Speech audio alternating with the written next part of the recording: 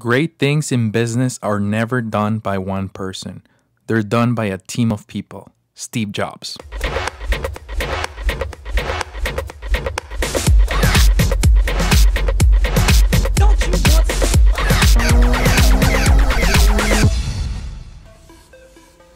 Hey Hustler, my name is Christian and I am the host of the Hustle Show. Thank you so very much for tuning in today to another amazing episode of the Hustle Show, where we have no filter during our conversation with other successful entrepreneurs, so we can show you the behind the scenes of everybody's story. And before we begin, I want to take a few seconds to thank our sponsors who brought this episode to you. YouTube Hustlers, my new mastery course to rank your videos to the top. Get early access to my beta program at thehustleshow.co/YouTube Hustlers. And Audible, get a free audiobook download by visiting thehustleshow.co/audiobooks. Thank you so much for joining me on today's episode number 30 of the Hustle Show. I'm loving the heck out of producing the Hustle Show, and I hope that you are enjoying every episode as we go along and we continue to share amazing stories that hopefully they motivate you and inspire you to achieve bigger and better things in your life. On today's episode is no different. We have another amazing hustling story of Nicole Wipp, and she's going to share with us today how she was able to overcome a rare disease, and she had to reinvent herself multiple times due to all the crises that we've all been through. She started multiple six-figure companies over the years, including everything from importing furniture to high-end skincare to a law firm, and now consulting and training other businesses, helping successful entrepreneurs to build the right team for your company. Remember that all the show notes for this episode and a way to connect with our guest today will be available at thehustleshow.co/THS30. And before we jump into the call with Nicole, I would love for you to subscribe right now to the Hustle Show. Whether you're watching this on our YouTube channel or you are listening on the go or at home on our audio podcast experience, make sure you hit that subscribe button right now, because it will mean the world to me, and you will be helping a lot of other people to find our show and to make sure that they find the valuable content that we're producing out there, and that a lot of people is able to find us and connect with all the successful entrepreneurs that I'm interviewing and that I'm bringing their story to you. Okay, so without further ado, let's jump in the call with Nicole Wipp from NicoleWipp.com. All right, hustlers, so on today's episode we have Nicole. Welcome, Nicole. Hi, welcome. Thank you. I'm very excited to have you here. A mutual friend of us was sharing with me your story. And, he said that you had a real hustler story that I needed to hear. And he emailed it to me and I was reading it, and it's impressive, all what you've been through. And, we're going to dig deep on everything, but I know you come from an attorney background. You overcame a horrible, rare disease. You started businesses on different industries, different products, and you crushed every single one of them. So it's like, okay, let's get Nicole and let's hear that story, because it's really amazing what you're doing. Thank you. So let's start with that. I mean, how did you started as an entrepreneur? What was your first business that you started? Oh my gosh. It's funny. I feel like I've been starting businesses since I was in high school. I mean, I used to do crazy stuff. Like I would get this idea that I would paint t-shirts and then I would sell them. I mean, I used to do stuff like that, way back in high school. And then in college, I actually would throw like these massive parties to pay my rent and to pay like for food and everything. So like that was sort of, it was like I've always done some type of entrepreneurial thing where I was doing something to make money that was just coming out of my head. And then I decided to do something crazy and I went and became a lawyer. So that sort of is very different, right? Because it feels much more steady and, conservative and all of that. And for a little while, I tried to conform to that, but it really isn't. I am definitely still a lawyer, but I'm always an entrepreneur and a businesswoman first. I love that. And it's funny because I had a call this morning and we're just talking about that when you're an entrepreneur, most of the times you start very early in the game trying to sell whatever you can run into. I actually started selling, I'm from Mexico, and I started selling ice sticks when I was 8 years old. Wow. And we were having a blast because I would buy them for a nickel and we'll sell them for $1. And we were just cracking up. But, it's part of the journey. It's how you turn that flip on and that switch. So what made you go towards becoming an attorney? Well, actually, for me, it was September 11th. What happened was when it was September 11th, at that point in my life, I was actually a flight attendant for a major airline. And the day of September 11th, I was luckily home. And I just remember sitting in front of the television and I thought to myself, my life will never be the same, because it was, it was a big deal. Like what happened that day was such a big deal. And I knew that the industry and I was in was going to change. So I took a leave of absence from the airline and I applied to go to law school, but I didn't really think anything about it. It was just sort of like something that I did. And then I got accepted. And the day I got the letter, I went out to my mailbox and I got the letter and I opened it up. And it was so funny because I was like reading it and it's like, oh, you've been accepted. And I was like, and I only applied to one law school. So that was even the funnier thing. And I called my mother and I was like, so I got accepted to law school. Like, what should I do? And my mom was like, what do you mean? What should you do? Like, why are you asking me such a dumb question? And so it was like, that's how it happened. It was just in a way really random, Right. So yeah, but I had always told people from the time I was in third grade that I was going to be a lawyer. So it's not like it was that, Okay, but it really gotcha. wasn't my life path at that point. I was in my mid-20s when all this happened. Mm-hmm, mm-hmm. That's awesome. And then you graduated. And then what happened after you graduated from law school? So I actually went to the University of Hawaii Law School. I graduated from the University of Hawaii Law School. So I was living in the city and county of Honolulu, and I became a prosecuting attorney. And I was a prosecutor for a while, but then I decided to move back home to Michigan, family stuff. And so I moved home, and at that point was in the middle of the recession. It was really bad, and Detroit was hit especially hard because of the auto industry. So I was like, well, and I also just didn't want to go work for anybody. I just wasn't really, and so I was like, I'm just going to start my own law firm, and that's what I did. Awesome. So you basically, so you changed careers, careers from being a flight attendant on 9/11, and then the recession hits, and you changed again. And now but this one was a little more crazy because now you went open your full, your own law firm. How was that transition like for you? It wasn't hard for me. I'm not scared as other people might be about trying things. I'm just one of those people that I feel like, why not try and fail? I'd rather try and fail than never try. So it just was something that I just did.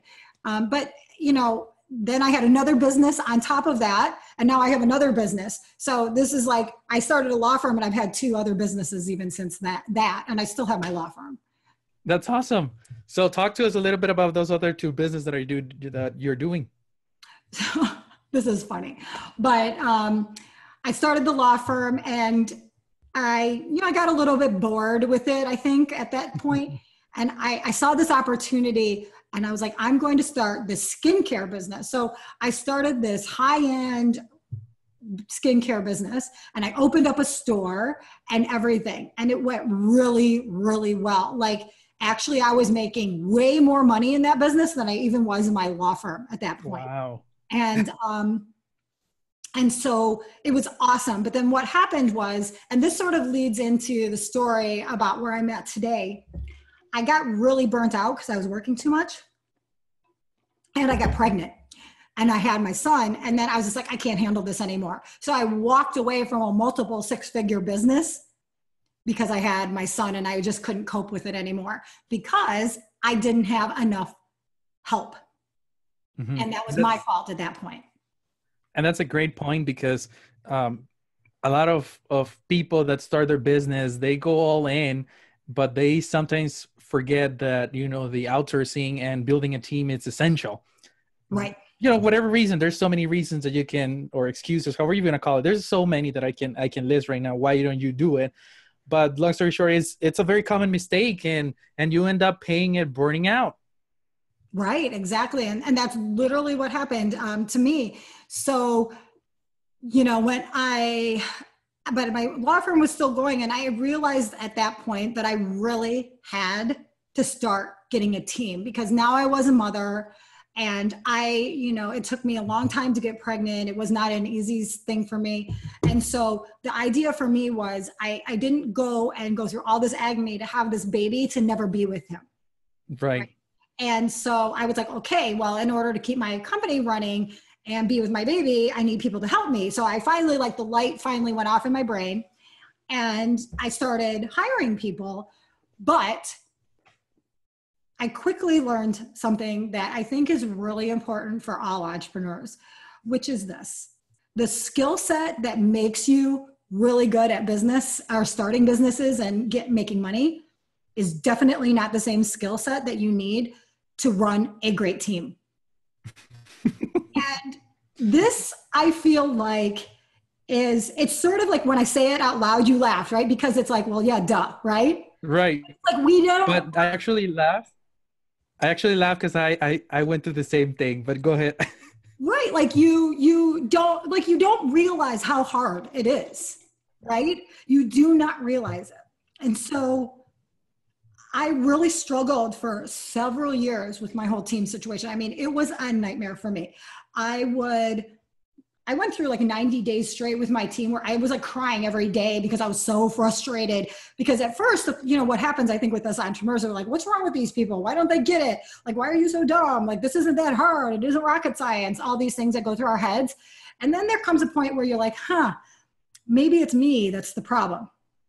And then you start thinking to yourself, why is it so hard? Like, I'm a smart person. I've figured out how to do all of these things. Why can't I figure this out?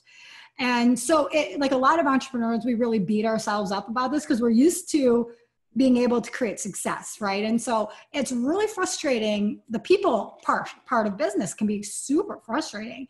And I went on this whole journey about learning how to build really successful teams. And so that's led to this now company that I have aside from my law firm.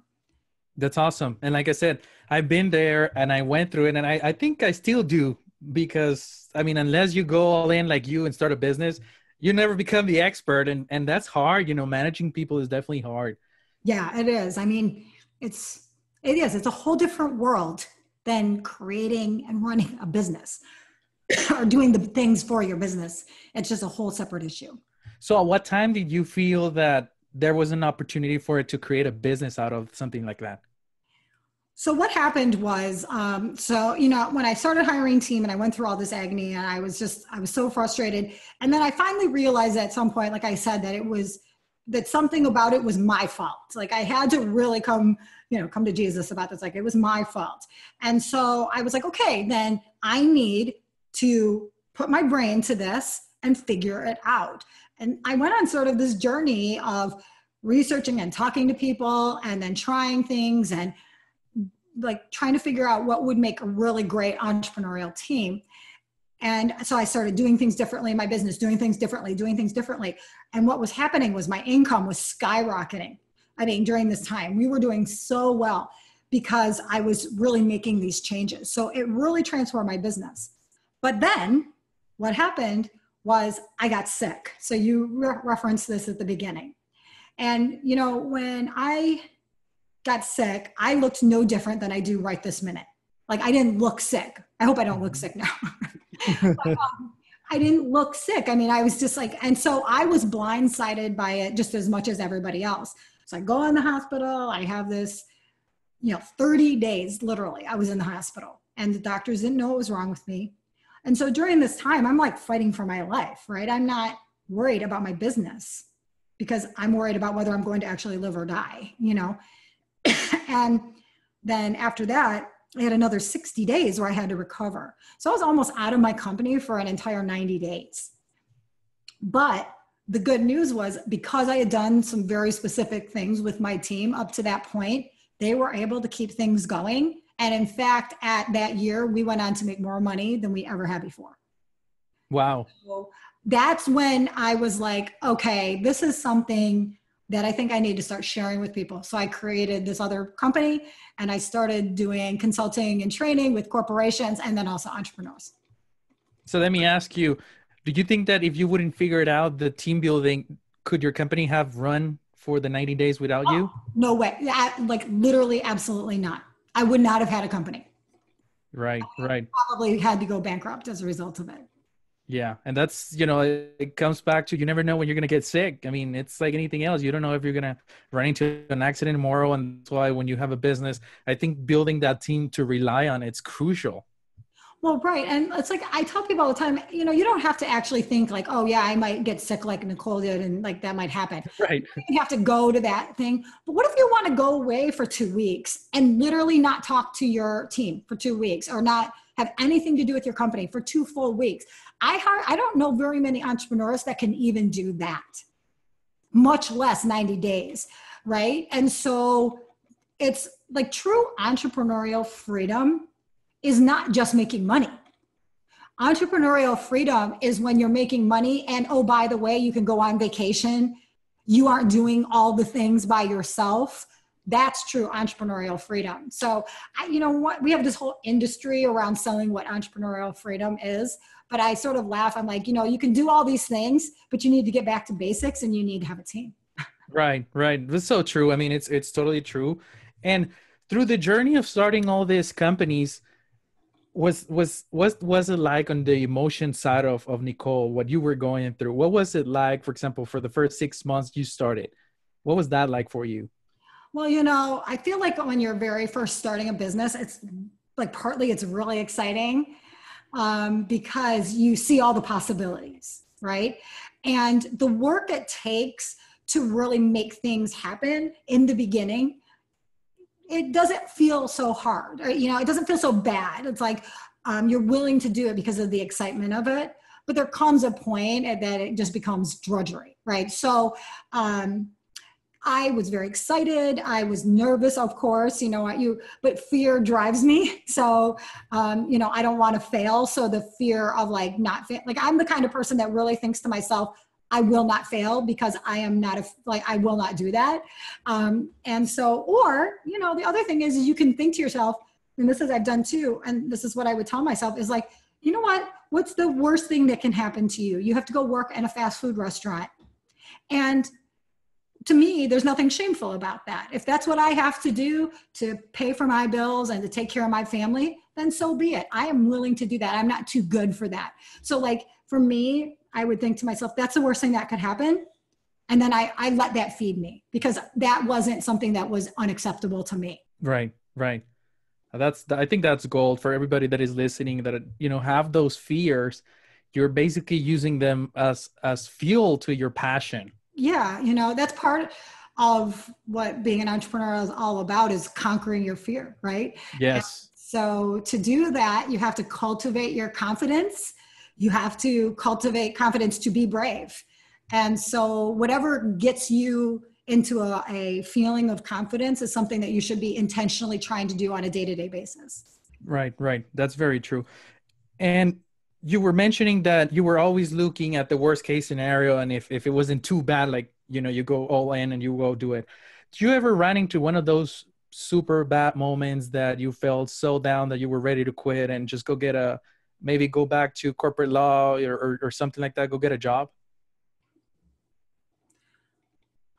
Well, to me, that actually is the worst case scenario. That's the worst case scenario. Because I just don't think I could do it. So, in fact, I know I couldn't do it at this point. I mean, I'm definitely not in a position to do it anyway, but so yeah, I guess those things run through my mind, but to me, that is such the worst case scenario. So the example would be that that's such the worst case scenario that I'd rather go work in fast food than do that.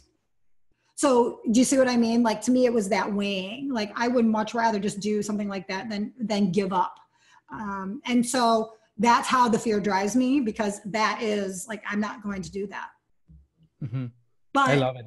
But yeah, certainly I don't feel like to tell yourself as an entrepreneur that fear isn't part of the equation is really being, you're really being delusional, right? It is part of it. Right. Being an entrepreneur is roller coaster, especially in the beginning. And so if you know that, and if you can accept that, like, yes, it's going to be a roller coaster. I accept that. That's part of the deal.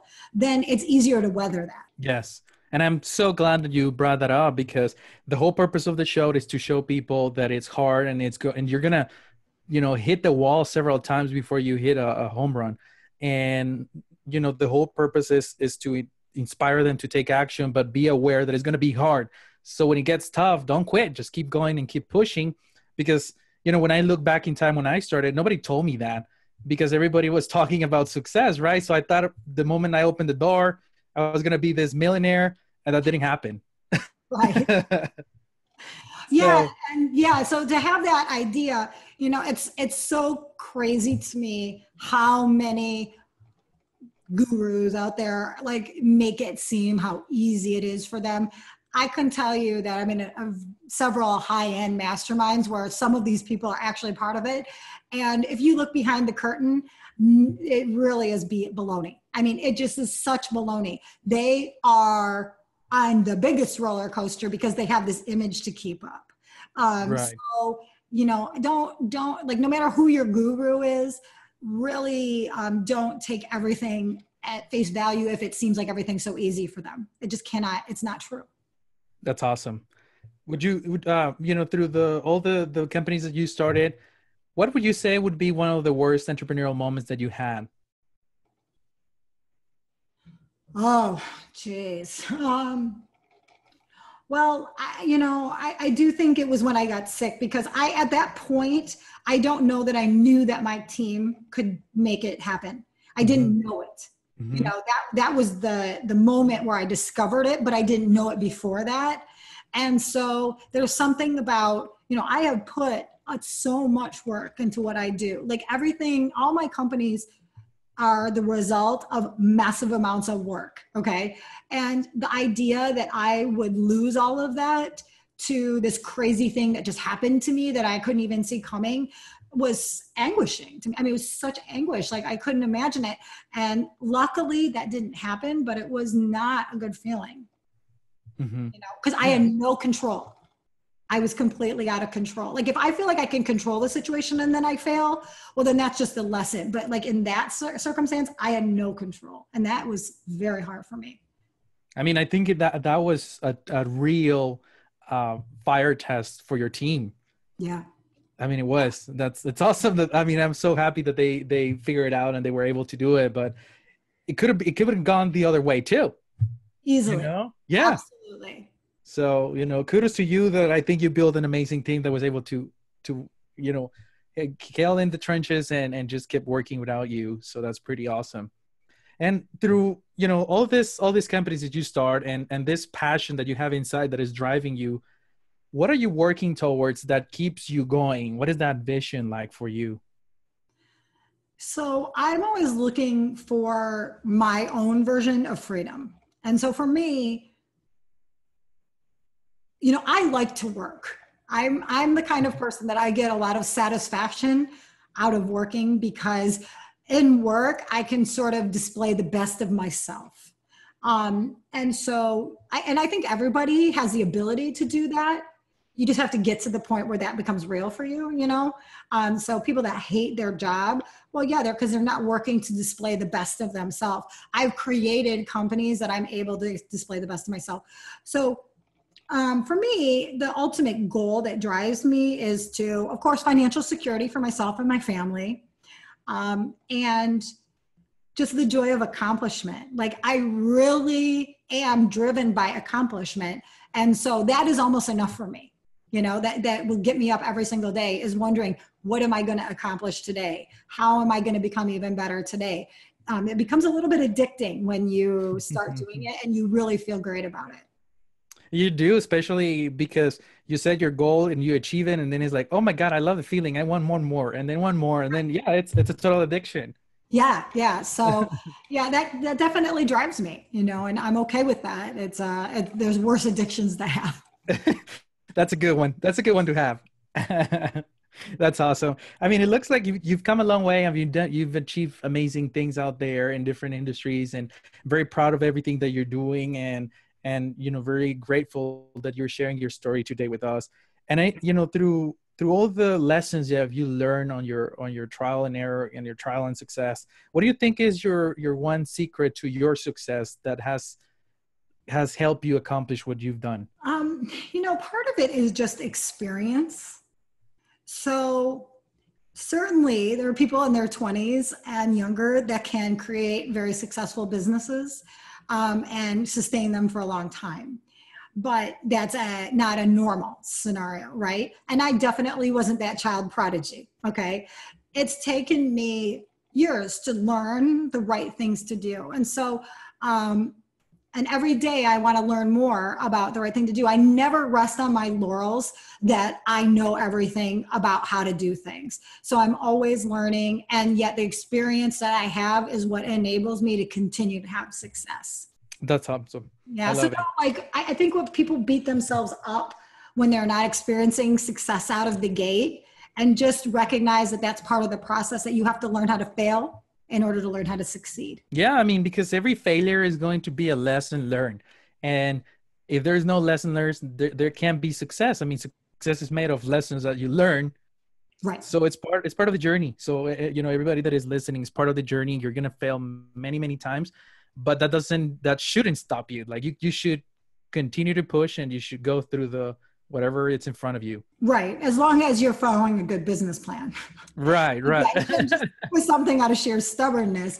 But, there's a balance, right? There, you have to know when to let go too. So some things, they're not worth chasing any longer, but the things that are worth chasing, you don't want to give up. Right. I love it. We're going to change gears a little bit here from your story to what I like to call the hustle round, where we're going to play this word game. I basically, it's pretty easy. Our words that you're very familiar with them. And I know at least 99% of them you use them probably every day. Okay.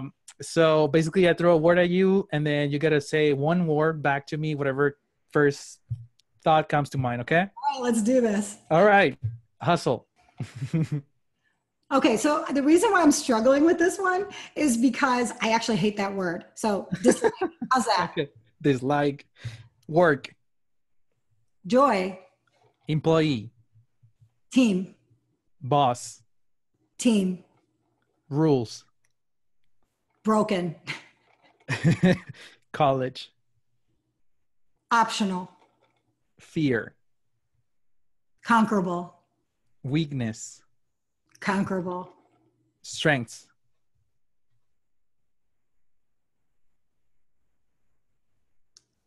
The greatest source of happiness. It is. Motivation. Renewable. And last but not least, books. Love, love, love, love. Awesome. That's it. You did really good. That wasn't too hard. Let me tell you, when I said I don't like the word hustle, this is the reason why. I have to tell you this, because your show is the Hustle Show, right? Right, And right. so I don't want to cast aspersions on your show. But I think like the reason why is I think in today's world, the word hustle is somewhat associated with like you have to work 24/7. And to me, that's what I don't like about it. I think, yes, you have to hustle to be successful, but I don't like this new connotation that you have to work 24/7 to be successful.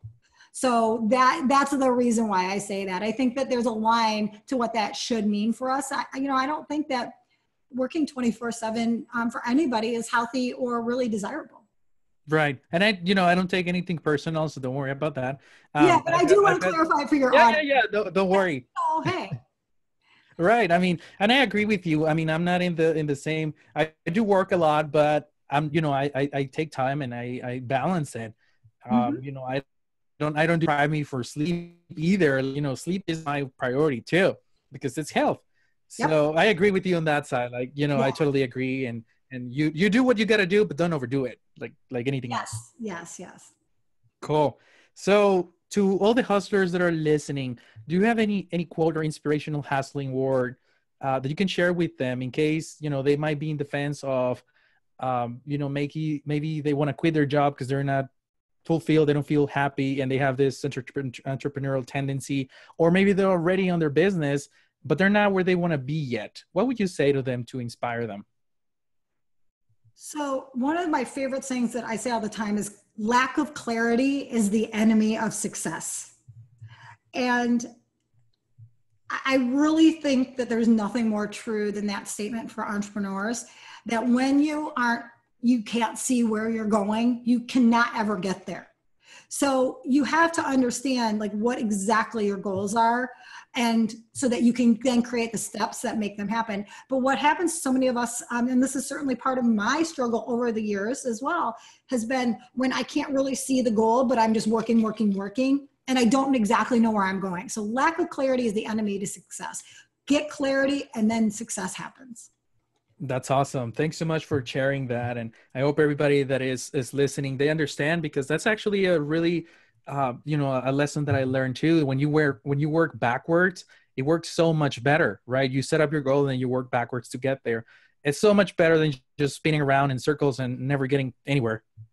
Right. Well, so many people, especially if they're trying to leave a job, when you're young and you are trying to graduate from high school, so to speak, like, that's the goal, right? I'm graduating from high school. And then if you go to college, you're like, okay, I'm going to college, I'm going to graduate from college. Like, you have a very specific goalpost, right?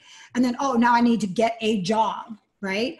But then I think for a lot of adults, especially in America, it's like after that moment, the next goalpost is not clear, right? That's true. So you have to have it. Right. It's very true. I mean, when you graduate from college, it's like, okay, what's next? I mean, retirement is like 40 years away. Right. Yeah. Right. And so I totally agree. You have to be able to, like, those really clear goalposts. Well, that's when everything starts getting hard in life, right? Is when those don't happen anymore, right? They're not set in front of us and we have to make our own. So I think like that's been part of my struggle over the years, and probably why it took me longer than I would have wished to get to where I am today, because I didn't have that clarity. So that's what I would wish for your audience, is to get it way sooner than later. I love it. And I really appreciate you sharing this. And, I'm definitely going to start planning and setting up more goals and focus on that too. Very cool. So to everybody that is listening to us, is there a way that they can connect with you? Maybe they need some help building their own team. And, we have a lot of entrepreneurs who listen to the show, and maybe like me, they're struggling to manage all these people. Is there a way that they can connect and hopefully get your help? Yeah. So for entrepreneurs specifically, the best way to connect with me is at NicoleWipp.com. And if you are an entrepreneur that's trying to build a team and you're struggling with that, I have a free quiz. It's only 8 questions on my website, and it's on the homepage, and you just click the button, it'll take you to it, that really starts to teach you about sort of something about yourself and how you can relate that to team members. It tells you, this is you, and this is what you need if this, and this is what you need if this, but these are going to be the struggles. So it really gives you a bunch of information that I've had great feedback from it. And so that's a really great place to start. It's completely free. Awesome. And I'll make sure that I link this in the show notes for this episode at thehustleshow.co/THS30. So I just want to thank you so much for taking the time to talk to me today, for sharing your story. It's a real honor when when I have the ability to share such inspiration stories, and I wish you nothing but success. I know you accomplish a lot of things, but there's still some time left in the game, and I know you're going to explode in the near future too. So again, very grateful to have you here. Thank you so much. Guys, thanks so much for tuning in to the Hustle Show audio experience. I hope you enjoyed today's episode. And even if you didn't, make sure you subscribe to the podcast right now. It's still free. Visit thehustleshow.co for all the show notes and to watch the video experience of this episode. We'll see you soon.